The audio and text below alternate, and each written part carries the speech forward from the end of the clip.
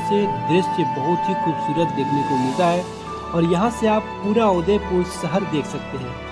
और पहले के राजाओं के परिवार भी काफ़ी बड़े होते थे, तो उस तरीके से ये बर्तन है और भी जंगलों के बीचों बीच में पैलेस बना हुआ है, इसलिए अब यह राजस्थान सरकार के वन विभाग के नियंत्रण में आता है।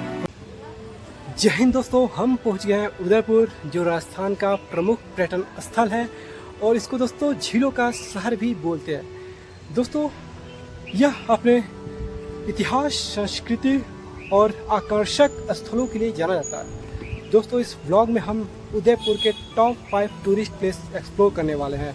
तो दोस्तों आइए सफ़र शुरू करते हैं और साथ में हम लोग उदयपुर को एक्सप्लोर करते हैं। तो दोस्तों हमारा सफ़र शुरू होता है जगदीश मंदिर से। यह उदयपुर के प्रसिद्ध मंदिरों में से एक है। यह मंदिर वास्तुकला की इंडो आर्यन शैली में बना है। 1651 ईस्वी में महाराणा जगत सिंह द्वारा बनाया गया था। मंदिर भगवान विष्णु लक्ष्मी नारायण को समर्पित है, जो ब्रह्मांड के संरक्षक है। और दोस्तों यह उदयपुर का सबसे बड़ा मंदिर है। जगदीश मंदिर से कुछ ही दूरी पर सिटी पैलेस है, जिसका टिकट 300 रुपया प्रति व्यक्ति है। अब हम चलते हैं दोस्तों सिटी पैलेस को एक्सप्लोर करने के लिए। सिटी पैलेस उदयपुर के पिचोला झील के पूर्वी तट पर बसा है। उदयपुर में सिटी पैलेस लगभग 400 साल पहले बनाया गया था। यह राजस्थान राज्य का सबसे बड़ा शाही परिसर माना जाता है।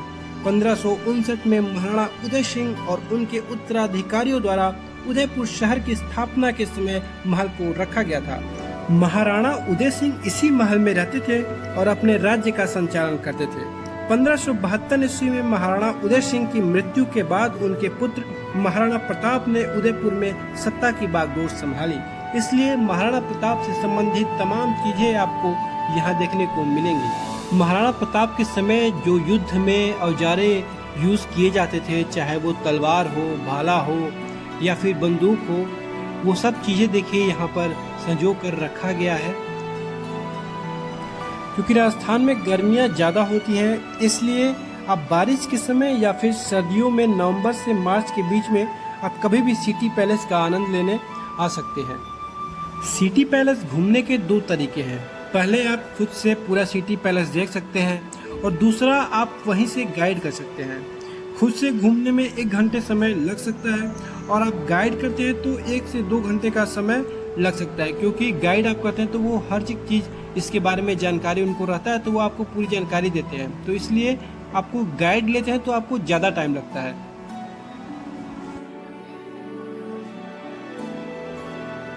महल का परिसर पूरी तरह से ग्रेनाइट और संगमरमर से बनाया गया है, जो देखने में बहुत ही ज़्यादा आकर्षक है। इस महल परिसर के भीतर कई प्रमुख महल स्थित हैं, जिनमें से कृष्ण विलास, रंग भवन महल, लक्ष्मी विलास और मनक महल जैसी संरचनाएं प्रमुख हैं।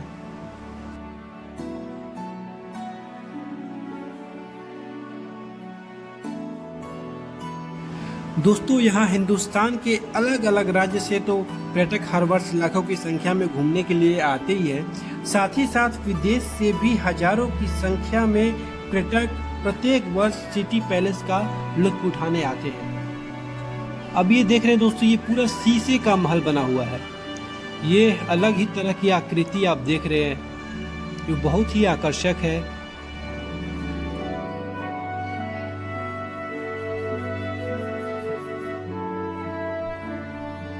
दोस्तों यहाँ परिसर के छत से झील का बहुत ही मनोरम दृश्य प्रदान करता है।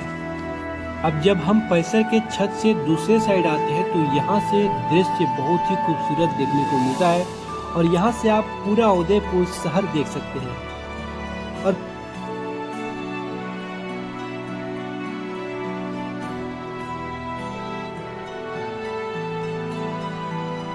दोस्तों इसको शाही शैली में बनाया गया है और इसे राजस्थान का सबसे बड़ा महल भी माना जाता है।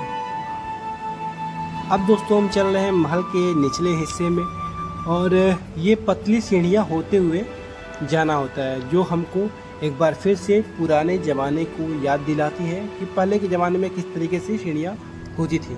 और यहाँ पर बर्तन देखिए रखा हुआ है, जो बड़े बड़े बर्तन हैं काफ़ी, और पहले के राजाओं के परिवार भी काफ़ी बड़े होते थे, तो उस तरीके से ये बर्तन है और भी तमाम चीज़ें यहाँ पर हैं जो पहले यूज़ किए जाते थे। अब हम पहुंच गए हैं ब्रज विलास। यह राजस्थानी और मुगल स्थापत्य शैली का मिश्रण है। ये शाही महल अपने आकर्षण, दर्पण और सजावटी टाइलों के कामों और रॉयल्स के पारंपरिक फर्नीचर के दृश्य से आपको मंत्रमुग्ध कर देगा।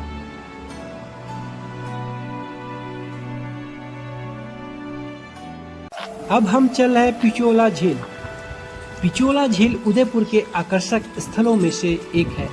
इसका निर्माण 1362 ईस्वी में एक बंजारा द्वारा किया गया था।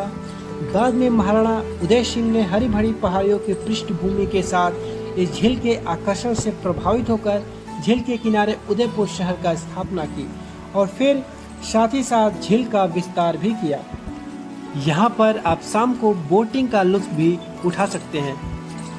पिचोला लेक के बाद हम पहुँच गए सज्जनगढ़ फोर्ट। इसको मानसून पैलेस भी बोलते हैं और सज्जनगढ़ फोर्ट के लिए टिकट लेना पड़ता है, जिसको 155 रुपीज़ चार्ज हमें देना होता है। और यहाँ से 8 किलोमीटर की दूरी पर फोर्ट है, इसलिए यहाँ से शेयरिंग टैक्सी भी आप ले सकते हैं जो 100 रुपीज़ चार्ज लेते हैं, जिसमें आना जाना दोनों इंक्लूड होता है।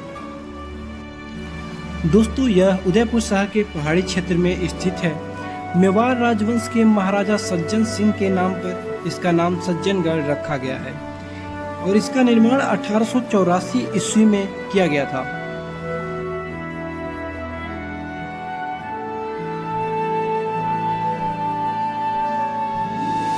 जो कि यह जंगलों के बीचों बीच में पैलेस बना हुआ है, इसलिए अब यह राजस्थान सरकार के वन विभाग के नियंत्रण में आता है और यहाँ से शहर के झीलों, महलों और आसपास के ग्रामीण इलाकों का मनोरम दृश्य प्रस्तुत करता है।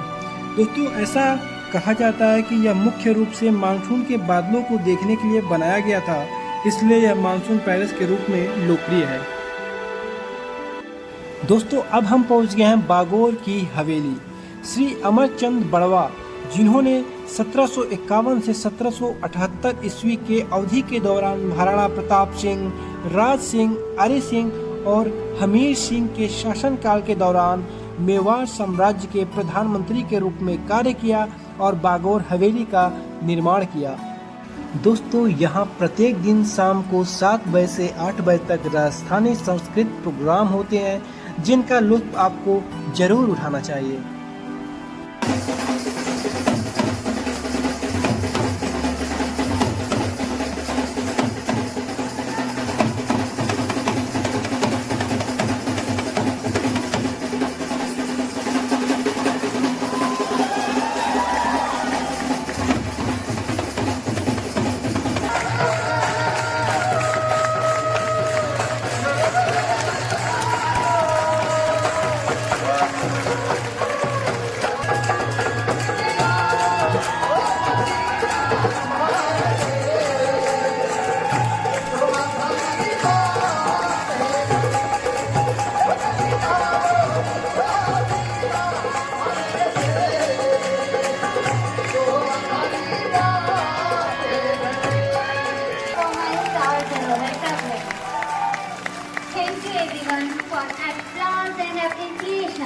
तो दोस्तों, ये था बागोर की हवेली और आज का सफ़र यही तक था। उम्मीद है आप लोगों ने एंजॉय किया इस ब्लॉग का।